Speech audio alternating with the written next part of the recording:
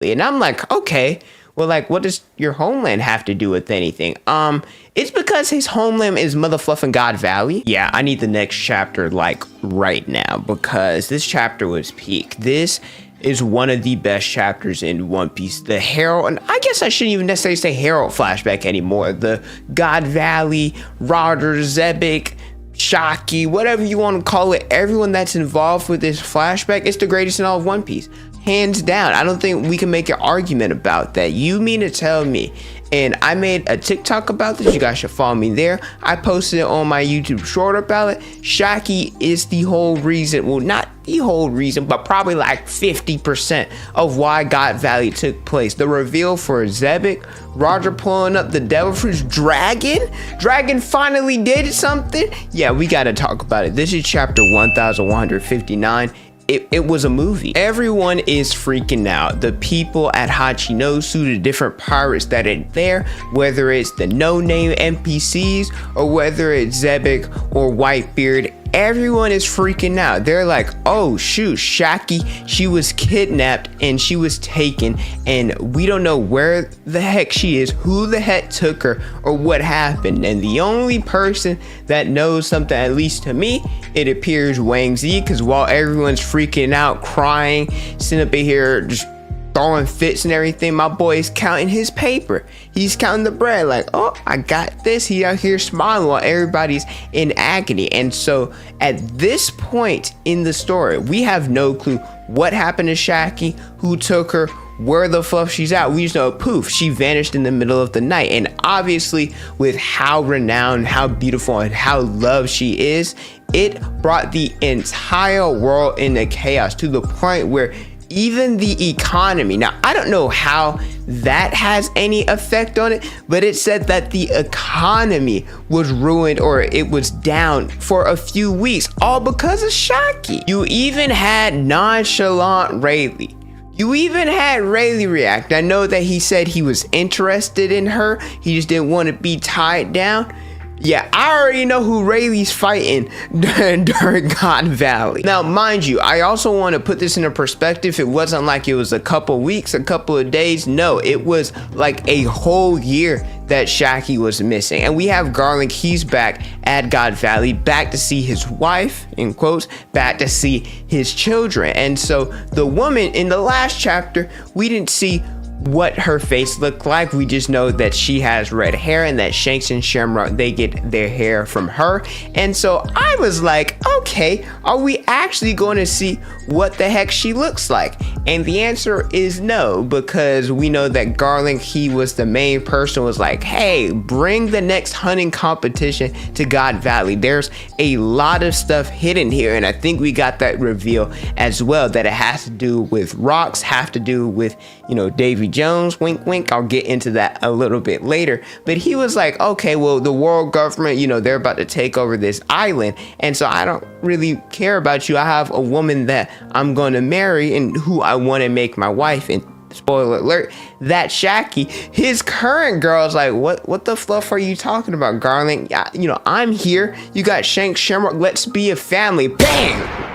Bang, she got sniped, right? You would have thought she was a Call of Duty. It had her dead on. Not Shamrock, Garlic took her out. She out here dead. We'll never get to see what Shanks' mother looks like. At least we'll get to hear her in the anime. But yeah, she got popped. Dragon finally did something. Got to see a young dragon while he was in the Marines. We know what he stands for, how he has his own sense of justice. And the reason why he left the Marines is because he experienced something that they weren't following, or he thought that they were a little bit corrupt. Well, it happened here. The whole God Valley incident, we're supposed to save civilians. That's what the Marines is supposed to stand for, and that's what Dragon believes, hence why he's doing all this stuff as the leader of the Revolutionary Army.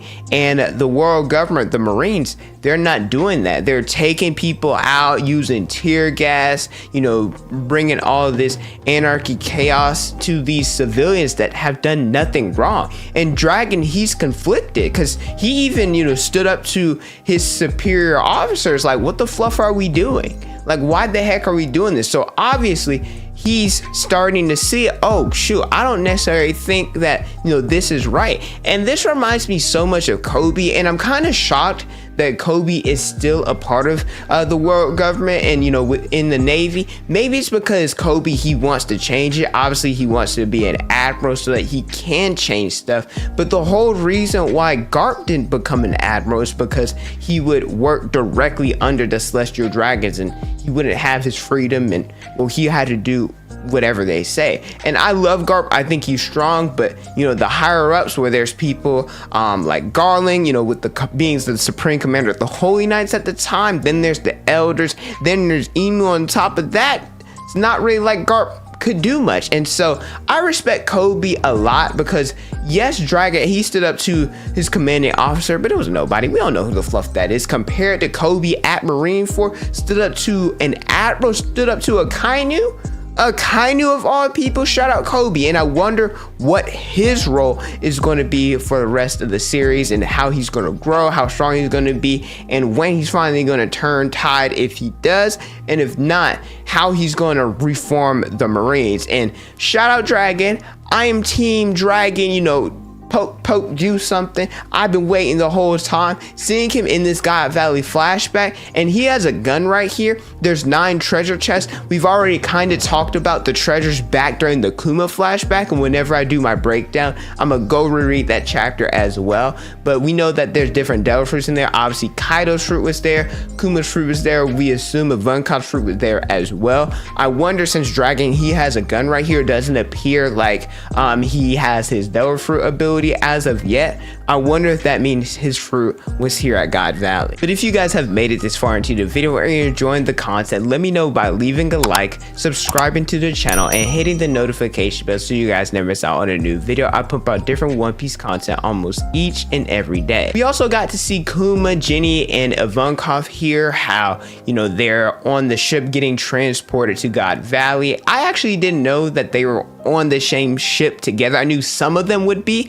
I didn't know that all of them were there. And so Jenny, we know how good she is at, you know, tapping out information. And so they ended up, you know, revealing some information to some informants. And this is actually probably when Morgus became famous, because he was the big informant that ended up spreading the different news. He first went to the world government, first went to the Marines, and he was like, hey, you know, you guys could pay me for it, but guess what? I'm still going to give it to Hachinosu. I'm still going to leak it that way. And then we know that Rox got the information, later Roger got the information.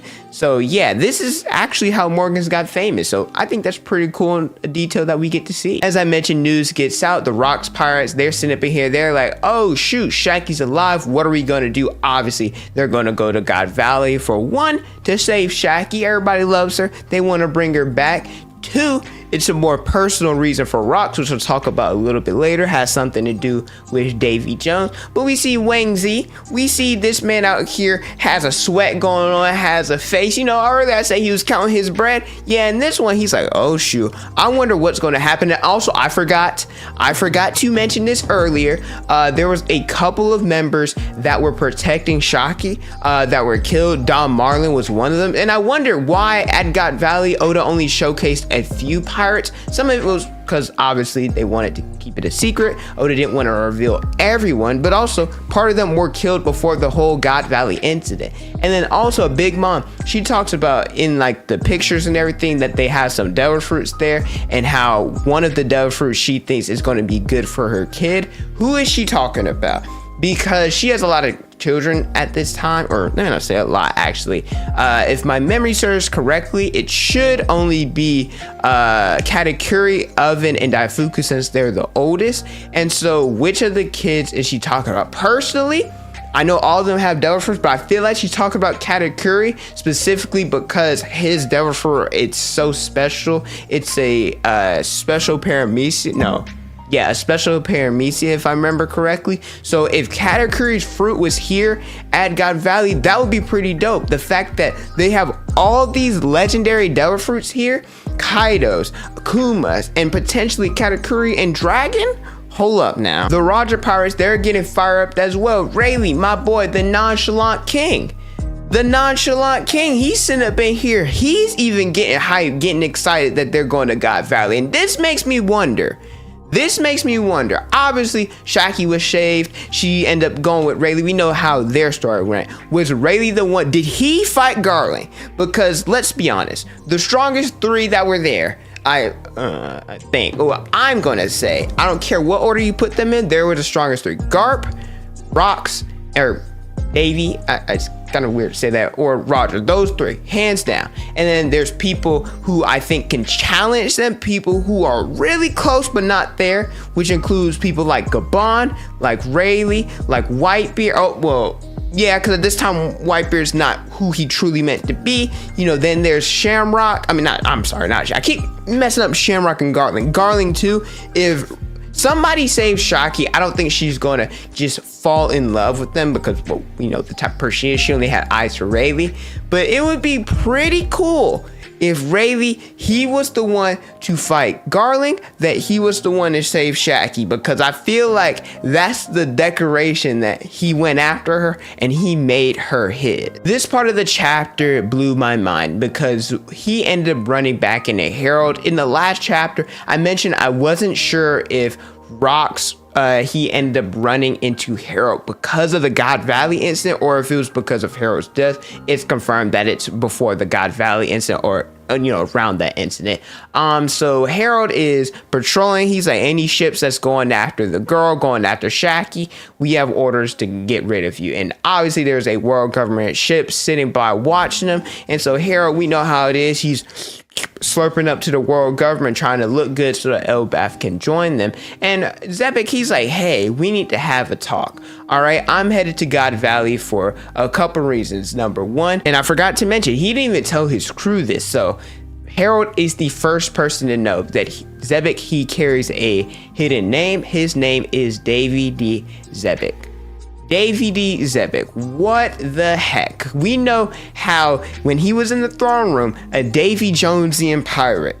We know Emu was pooping his pants. Emu don't like Davy. He don't like Joy Boy. Do they have a connection? I don't know. But he don't like those two. Whatever Davy Jones did in the past, Emu is not a fan. The world government had been trying to wipe out this name for a long time. And so, well, this is a good opportunity to do so. I'm very surprised because Xebec has a lot of love for his family. He sent them back to his homeland with a message saying, rely on the Davy family. And I'm like, okay, well, like, what does your homeland have to do with anything? It's because his homeland is motherfucking God Valley. So you mean to tell me that Teach was at God Valley, Shanks and Shamrock was born at God Valley, Xebec, his home is God Valley. God, that's probably what Garland was talking about when he said that Emu is going to be happy about it, because he got beef with the Davy family. So the resources, oh, we can eat them up, and we can also destroy the island of someone that I've hated for so long. And this was all fate. It had nothing to do with, hey, let's lure Rox here. It just so happened to happen. And so Rox, the man that is so ambitious, the man that wanted to make the world his own, that wanted to be king, you know what he decided to give all that up for? His family. His child. That is insane. We know that Dragon said a child is a parent's weakness. We see it time and time again. Odin, we've seen it with Kuma, Belmir. I could keep going. And so the fact that Rox or Xebec gave up his dream for his kid, that's fine. And it makes me feel for Blackbeard just a little bit. We're still Team Fluffham because he ended up getting Ace up out the paint, got Whitebeard about the paint, and who knows what he's gonna do with Garp. But I feel like in the end, yes, Luffy's still gonna, have his beef with him. Shank's still gonna have his beef with him. But I feel like we gotta get the get back for Xebec. I feel like Blackbeard at least has to scrap with Emu. He has to. And I am really happy that freaking Harald, his ship got blown up, because even with Rox saying, or I keep on saying Rox, his name ain't Rox, it's kind of hard for me to switch. But even with Xebec saying, hey, can you help me? Let me go to God Valley. You know what? Harald's like, nah, I ain't gonna do that. So Xebec sunk his ship. I used to like Harald. I still do. I understand his position as king. I really do. But he's starting to get on my nerves. So I'm happy he got up out the paint. The chapter ends with Shakky being the prize, talking about, hey, you can do whatever you want her. She is the main prize. You can make her a slave. You can make her a wife, whatever. Summers, he's like, oh, I'm gonna make her a slave. We know Garland wants to make her his wife. There's also Gunko. She's here as well. And so this makes me wonder if, you know, One Piece, it has a trend to sometimes repeat different arcs. They mirror each other a lot. There's Egghead and Sabaody. There's whatchamacallit, there's Alabasta and Dressrosa. And so I wonder if Boa Hancock is going to be or play an important role in the final war or something along those lines. If she's going to get captured, kidnapped. Yeah, I think that would be, well, pretty poetic, because Shakky was the main prize back then. And so, you know, if they want to mirror it, it would obviously be Boa Hancock. But Dragon, he's not done.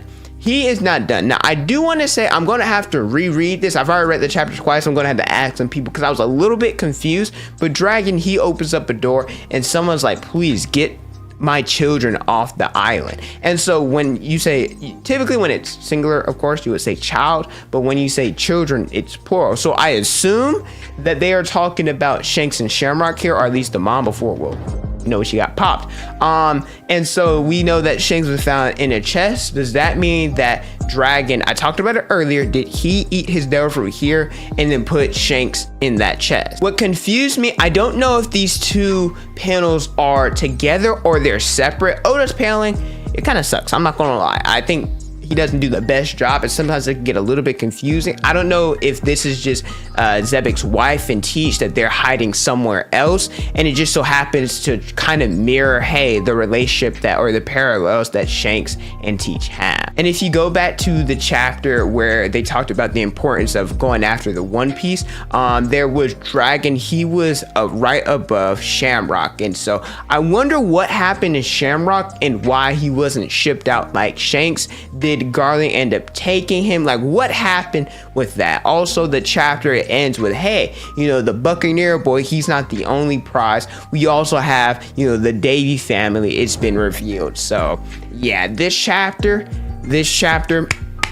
Oda was in his bag. Oda was in his bag with this chapter, and I can't wait for the next one. Let me know how you guys feel about it in the comment section below. Thank you guys so much for watching. Don't forget to like, comment, and subscribe. Hit the notification bell so you guys never miss out on a new video. Follow me on Instagram, Twitter, and TikTok. It's on the screen and in the description below. And don't forget to unleash your potential.